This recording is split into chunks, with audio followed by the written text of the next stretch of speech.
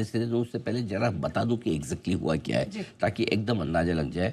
पहली चीज़ तो ये कि सेबी ने जितने भी खर्चे हैं, चाहे वो म्यूचुअल फंड्स के हों चाहे ब्रोकरेजेस के, उनको घटाने का फैसला लिया है।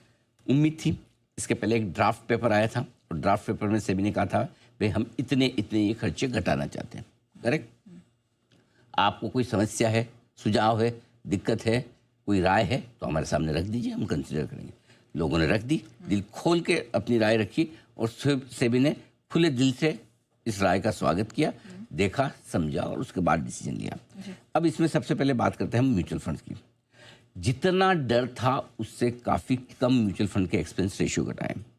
जो फाइनल एक्सपेंस रेशियो घटाया वो सिर्फ 5 बेसिस पॉइंट का वो हुआ है। तो वो कंपेरेटिवली अगर आप देखें, अगर आप ब्रोकरेज हटा दें, आप स्टेचुरी चार्जेस हटा दें और ब्रोकरेज हटा दें, तो उसके बाद जो रेशियो उन्होंने कम किया वो काफ़ी ठीक है, रीजनेबल है एकदम, ठीक है।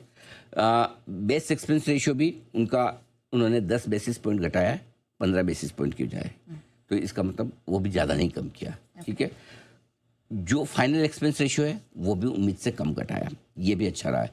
तो कुल मिला के ये कि जो डर था म्यूचुअल फंड्स को, अच्छा साथ में अब हुआ ये कि ट्रांसपेरेंसी आ गई। अब क्या है, कुछ खर्चे ऐसे जो म्यूचुअल फंड के हाथ में नहीं है। अब जैसे जीएसटी लगता है, आप एडवाइजर्स को जो भी फीस वगैरह लगता है, आप जो भी बाय सेल करते हैं उसमें स्टेचुरी टैक्स लगता है, जैसे एसटीटी वगैरह।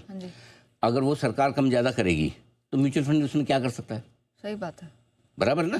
तो म्यूचुअल फंड के पास तो है ही नहीं ना वो तो सर। तो अब आप उनको भी टोटल एक्सपेंस रेशियो में गिनते हैं, ये ठीक नहीं। तो सेबी ने कहा कि बात भाई आपकी ठीक है, हम ऐसा करते हैं, इन खर्चों को अलग कर देना है। इसके अलावा आपको टोटल एक्सपेंस रेशियो इतना कम करना है, 5 basis point, which is fine.